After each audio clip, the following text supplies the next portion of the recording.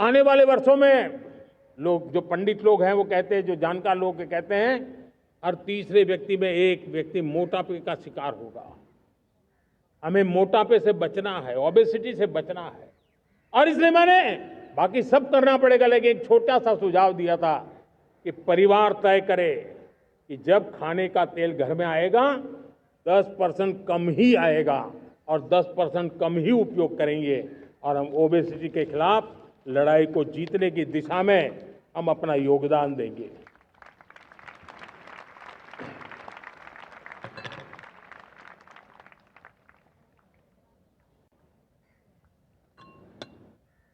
मेरे प्यारे देशवासियों, हमारा देश भाग्यवान है। हजारों साल की विरासत के हम धनी हैं और वो हमें निरंतर ऊर्जा मिलती है, प्रेरणा मिलती है, त्याग और तपस्या की राह मिलती है। आज गुरु तेग बहादुर, यह वर्ष गुरु तेग बहादुर जी का 350वां शहीदी वर्ष है। देश की संस्कृति की रक्षा, भारत के मूल्यों की रक्षा के लिए उन्होंने अपना सब कुछ न्योछावर कर दिया। मैं आज उनको नमन करता हूं। साथियों, हमारी संस्कृति की ताकत हमारी विविधता है। हम विविधता को सेलिब्रेट करना चाहते हैं। हम विविधता को सेलिब्रेट करने की आदत बनाना चाहते हैं। यह हमारा गौरव है कि हमारा भारत माँ का यह बगीचा कितने विविध प्रकार के फूलों से सजा हुआ है, कितनी विविधताएं हैं। ये विविधता हमारे लिए एक बहुत बड़ा, हमारी विरासत है, बहुत बड़ा गौरव है। हमने प्रयागराज के महाकुंभ में देखा भारत की विविधता को कैसे जिया जाता है। एक स्थान पर करोड़ों लोग, एक ही भाव, एक ही प्राण, एक ही प्रयास, दुनिया के लिए बहुत बड़ा अजूबा है। महाकुंभ की वो सफलता भारत की एकता की, भारत के सामर्थ्य की दुहाई देती है। साथियों, हमारा देश भाषाओं की विविधता से बहुत ही भरा हुआ है, पुलकित है। और इसीलिए हमने मराठी, असमिया, बांग्ला, पाली, प्राकृत को क्लासिकल लैंग्वेज का दर्जा दिया है। और मेरा मत है, हमारी भाषाएं जितनी विकसित होगी, हमारी सभी भाषाएं जितनी समृद्ध होगी, हमारे नॉलेज के सिस्टम को भी उतना ही बल मिलने वाला है। और हमारी वो ताकत है, आज जब डेटा का जमाना है ना, तो ये ताकत दुनिया के लिए भी बड़ी ताकत बन सकती है। इतना सामर्थ्य हमारी लैंग्वेज में। हमें हमारी सभी भाषाओं पर गर्व होना चाहिए। हमारी सभी भाषाओं के विकास के लिए हर किसी ने बनते हुए प्रयास करना चाहिए।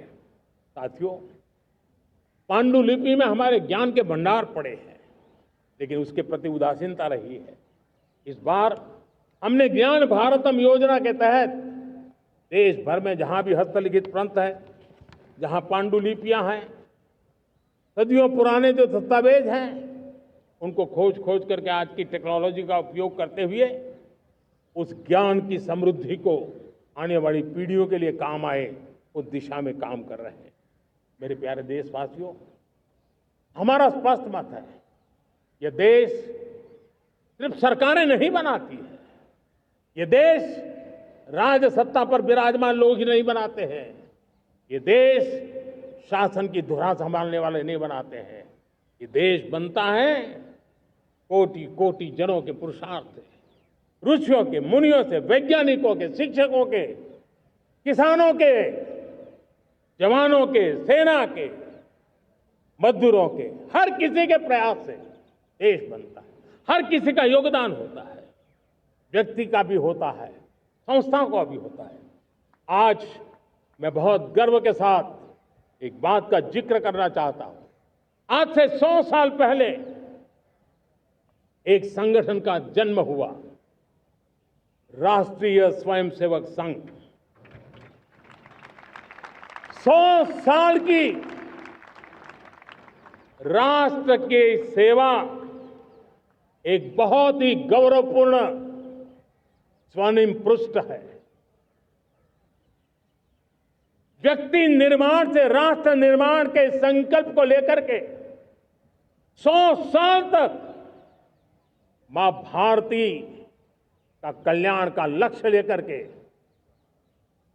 लक्षावधि स्वयंसेवकों ने मातृभूमि के कल्याण के लिए अपना जीवन समर्पित किया है। सेवा, समर्पण, संगठन और अप्रतिम अनुशासन ये जिसकी पहचान रही है, ऐसा राष्ट्रीय स्वयंसेवक संघ दुनिया का ये सबसे बड़ा एनजीओ है। एक प्रकार से 100 साल का उसका समर्पण का इतिहास है।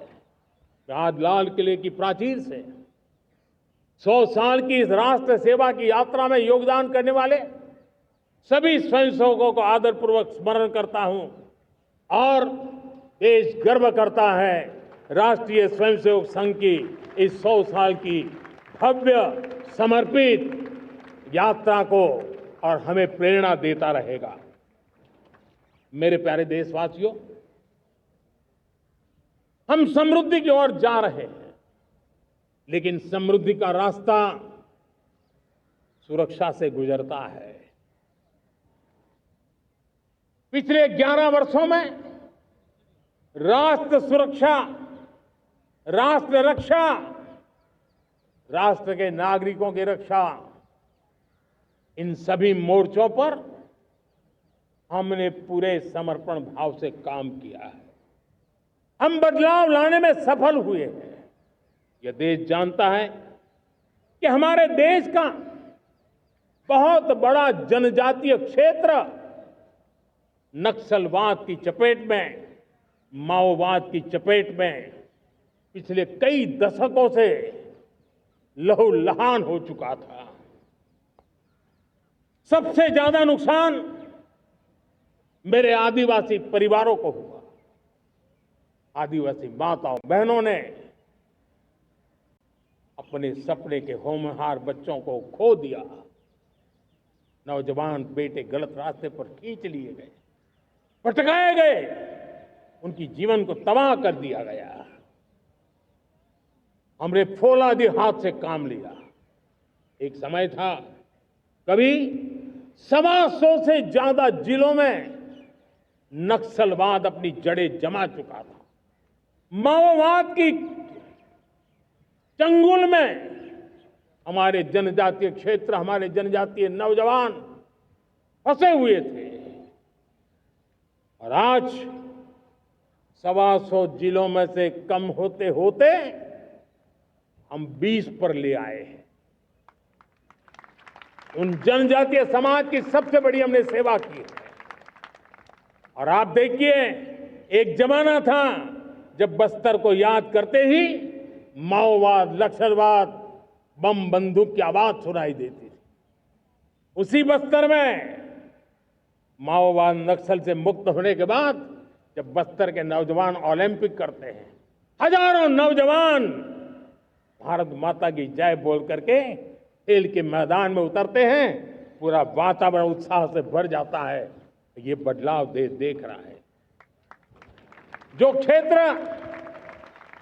कभी रेड कॉरिडोर के रूप में जाने जाते थे, वो आज विकास के ग्रीन कॉरिडोर बन रहे हैं। साथियों, हमारे लिए गर्व की बात है, भारत के नक्शे में जिन क्षेत्रों को लहूलुहान कर दिया गया था, लाल रंग से रंग दिया गया था, हमने वहां संविधान, कानून और विकास का तिरंगा फहरा दिया है।